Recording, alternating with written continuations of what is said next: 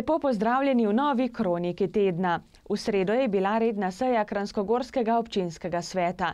Na njej je kranjskogorski župan Janez Hrovat imenoval tudi podžupana v tem mandatu. Na tej seji sem tudi imenoval starega novega podžupana Bogdana Janša za naslednje obdobje 4 let.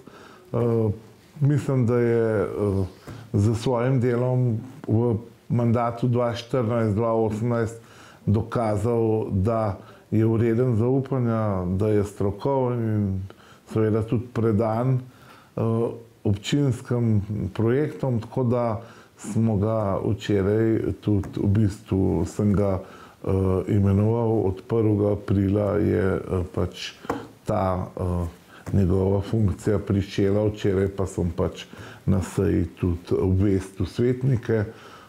Jaz verjamem, da bomo skupaj nadaljevali in da bo te svoje dejavnosti, svoja področja tudi naprej tako uspešno peljal. To je pa predvsem prostor, šport, pa tudi seveda odnosi z javnostjo. Tako da jaz mu želim čim več uspeha.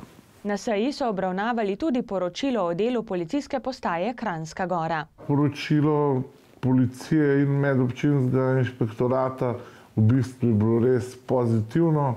V bistvu občina Kranjska Gora je tudi po zagotovilah komandirja policijske postaje Damjana Lepoše izredno varna destinacija, ena bolj varnih občin v Sloveniji. Po v bistvu tem kriminaliteti, po prometnih nesrečah in seveda po vseh teh dejavnikih, ki jih oni štejejo za varnostno tvegane. Tako da sem vesel, da Kranjska Gora res ratuje varna cona in smo lahko ponosni, da pač živimo v taki mirni občini. Kar se pa tiče medobčinske inšpekcije, inšpektorata, pa pač se povečuje število teh divjih nočitev, kampiranj, kamperjev, predvsem tudi šotorišč po alpskih dolinah, pa to tukaj pa pač se rešuje skupaj z policijo, z Triglavskim narodnim parkom in se to pač preganja, kar se da. Je pa res, da pač je zmeraj več ljudi, ki so objestni, nesramni in je treba poseči po v bistvu kaznih, drugače jim opozorila ne zaležejo. Mi smo izredno zadovoljni tako s policijo kot z našim medobčinskim inšpektoratom, ker res so eni najbolj učinkovitih, ne samo po kaznovanju, ampak tudi po temu v bistvu njihovemu znanju, strokovnosti, ker konec koncev zelo malo stvari, ki se jih lotijo, jih ne speljajo, oziroma zelo malo stvari, ki jih tudi sankcionirajo, tudi pade, se pravi, da jim ne zdržijo na kasnejši presoji, ko se ljudje, pač občani, turisti pritožujejo in iščejo pravna sredstva, kako bi se izognili pač kaznovalni te politiki njih, ampak moram reči, da so kar zelo uspešni in vse pohvala. Med drugim so na seji govorili tudi o poročilu Turizma Kranjska Gora, Komunale in Ragorja. Več o tokratni seji pa v posebni oddaji po kroniki tedna. Na občino Kranjska Gora so ta teden prišli visoki gostje iz Rusije. Ja, danes smo gostili na občini Kranjska Gora delegacijo prijateljstva Slovenija-Rusija in tudi ruskega veleposlanika gospoda Zjugajeva, tako da je stvar tekla predvsem o organizaciji Ruske kapelice oziroma prireditev okrog Ruske kapelice letošnje poletje. Tradicionalno bo ta ruski teden pospremljen seveda z raznimi prireditvami in seveda tudi obiskom visokih gostov v Kranjski Gori. Je pa to seveda tudi priložnost za gospodarstvo, za izmenjavo seveda izkušenj in tudi za nabiranje novih poznanstv, tako poslovnih kot osebnih. Tako da današnje srečanje ocenjujem kot zelo pozitivno, konstruktivno in verjamem, da bomo skupaj z Društvom prijateljstva Slovenija-Rusija uspešno tudi tokrat izpeljali to rusko kapelico, ki letos praznuje 102. obletnico, odkar je bila v bistvu narejena.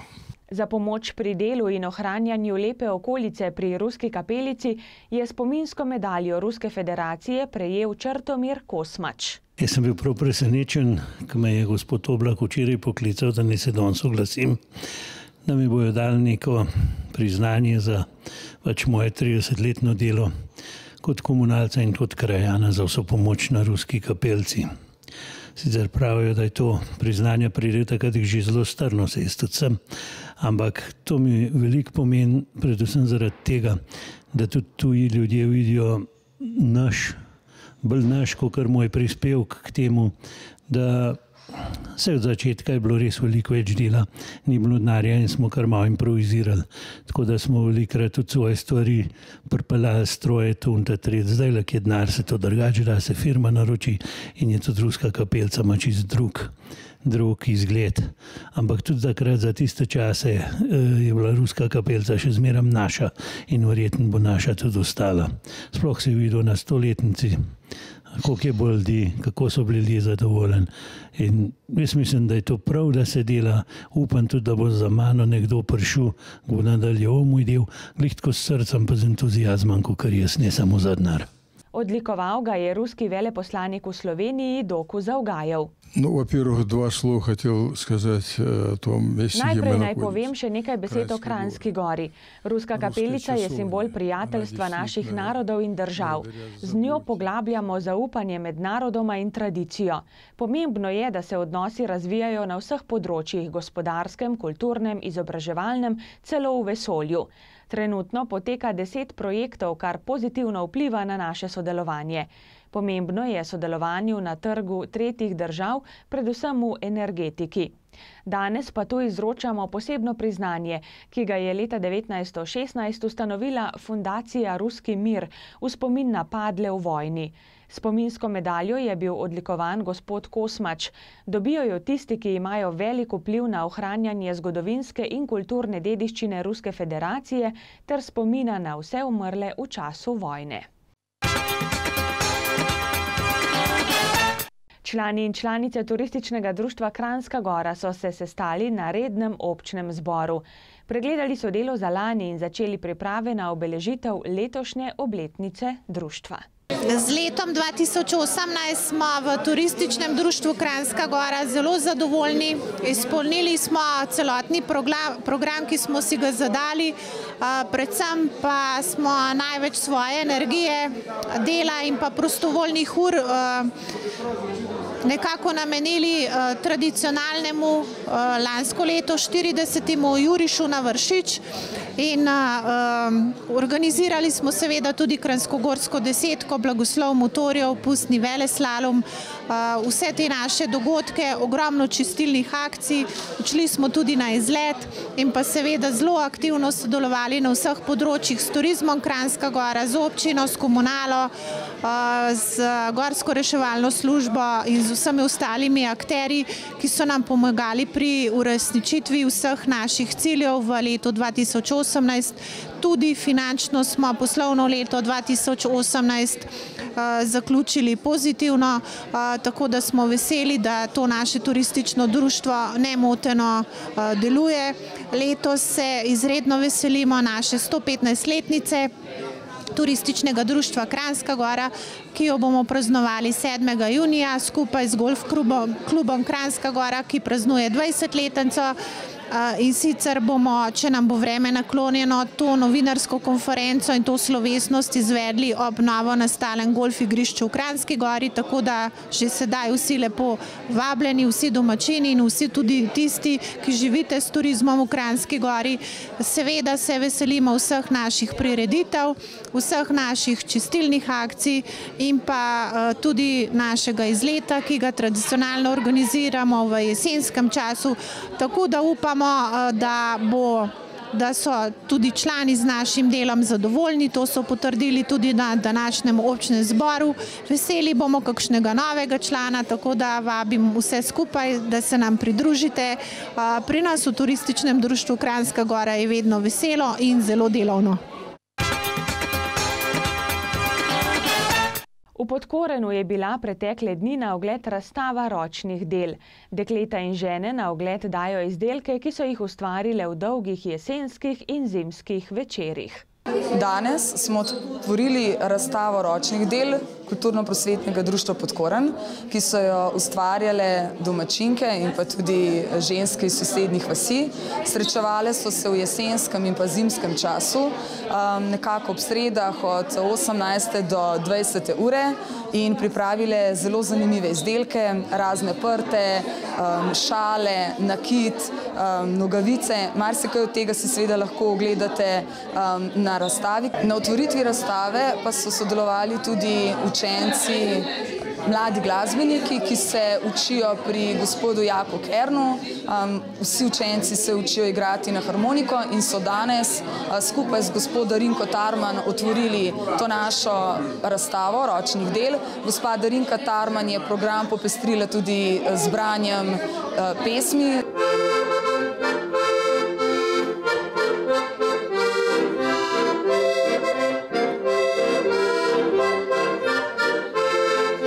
Znotraj naše razstave si lahko gledate tudi razstavo ročnih del, ki so pripravili učenci osnovne šole Josipa Vandota Kranjska Gora in lepo krasijo eno izmed miz na naši razstavi v gasilskem domu v Podkorenu. Tudi na Dovjem so pripravili razstavo ročnih del, ki so bila na ogled ta konec tedna. Izdelke so domačinke razstavile v prostorih Aljaževega hrama. Na Dovjem v kulturnem domu v Kudu Jaka Rabič vsako leto pripravimo razstavo ročnih del. In tako tudi letos, že od začetka oktobra, se zbiramo vsako sredo zvečer za 2 uri in si izmenjujemo izkušnje in v glavnem negujemo tradicijo ročnih del. Tako da aprila, takole pred veliko nočjo, je pa vsako leto razstava, ko te izdelke razgrnemo in zaključimo z našimi srečanji do jeseni spet. Naj povem, da v skupini deluje kar precej žena, da je skupina že 40 letja in več dejavna v kulturnem društvu, da pa zelo, zelo vabimo nove članice, da bi se nam pridružile, da meham tako, da malo pomladimo svoje vrste. Razen takega običajnega dela, vezenja, kleklanja, pa tudi pletenja in kvačkanja, imamo pa mi med seboj tudi članico, ki obvlada idrijsko čipko. Tako da ona, Jana Fenc, tudi vsako sredo je imela tukaj skupinco podmladka, ki je tudi pridno delala in tamle v enem kotičku imamo ustvarjene njihove vaje, te čipke, kar je pa sploh eno posebno izročilo, pa eno posebno narodno bogatstvo. Tako da smo na to še posebej ponosni. Upamo, da Jani ne bo zmanjkovalo moči, pomaga tudi odraslim v naši skupini, posebej tistim, ki si želijo naučiti ali pa obnoviti svoje znanje, imajo tukaj resno podporo. Na Dovškem odru imamo nocoj otroško skupino iz osnovne šole, ki neguje plese. Razen tega so tukaj recitatorji in glasbeniki. Mentorice so Vesna Režonja in Tina Gašpirin, obe učiteljici iz osnovne šole, 16. decembra Mojstrana. Harmonikar je pripeljal tudi mojster Jaka Keren z Zgornje Savske doline. Nekaj je pa tudi učencev osnovne šole Mojstrana, ki obiskujejo glasbeno šolo Jesenice.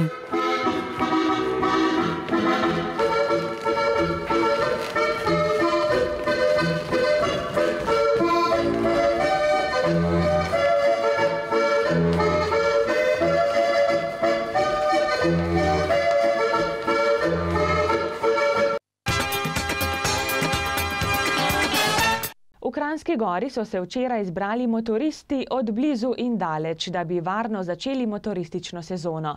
Njih in njihove motorje je blagoslovil domači župnik Janez Šimenc. Tako da tudi, če danes ni ravno tisti dan, ki bi bil po definiciji najbolj motoristični, pa vendar ste se tukaj zbrali, smo se zbrali, morda tudi zato, zopet, ker nas ne vleče kam daleč, pa smo lahko malo bliže prišli, pa seveda vsa čast tudi tistim, ki ste prišli, morda nekaj kilometrov več, da tudi po eni strani prosimo za blagoslov, najprej vas, motoristov in motoristk, tistih, ki se bodo z vami vozili, tistih, ki jih bomo srečevali in tudi potem naših jeklenih, čeprav večinoma gre bolj za aluminijaste konjičke. Vsemogočni Bog naj vam podeli svoj blagoslov in odrešenje, razodene naj vam pota svoje modrosti. Amen. Po svoji besedi naj utrjuje vašo vero in vam podari milost živeti po njegovih zapovedih, da se bo vsem zgodila njegova volja. Amen. Vaše korake naj naravna na pot miru, napravi naj vas stanovitne, dobre in popolne v ljubezni. To naj vam podari vsemogočni Bog, Oče in Sin in Sveti Duh. Slavimo Gospoda.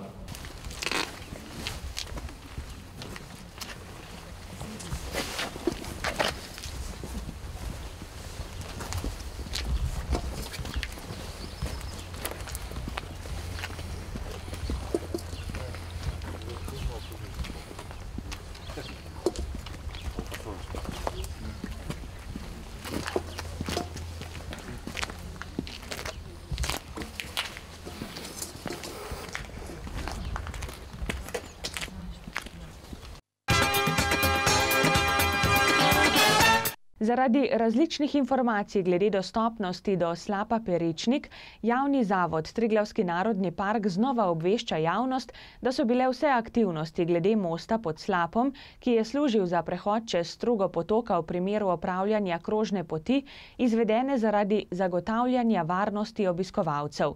Ker poškodovan most ni bil več varen, je Triglavski narodni park most najprej zaprl, konec marca pa odstranil. Ob zadnji vremenski ujmi je namreč erozijska moč vode močno spodkopala temelje mostu in bistveno spremenila lokalne geološke razmere, ki brez večjih posegov oziroma spremembe konstrukcije in dolžine mostu ne omogočajo varne ureditve prehoda čez strugo. Kot je javni zavod Triglavski narodni park že sporočil, je bil z namenom pregleda stanja in preučitve možnih rešitev v zvezi s prehodom čez strugo že izveden terenski ogled s strokovnimi sodelavci parka, strokovnjakom za inženirsko geologijo in gradbeno stroko. Na podlagi inženirsko-geološkega poročila bo zavod sprejel nadaljnje korake v zvezi z reševanjem razmer. Po odstranitvi mostu krožna pot ni več možna. Za dostop do slapa Peričnik in sestop nazaj se uporablja urejena pot na desnem bregu potoka Peričnik, sporočajo iz zavoda.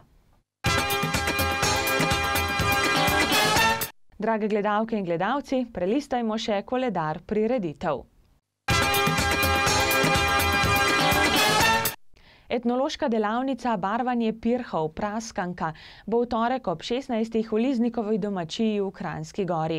Odprtje etnološke razstave in delavnica Peke potice, kruh med preteklo in sodobno ustvarjalnostjo, pa bosta v torek ob 17. prav tako v Liznikovi domačiji v Kranjski Gori.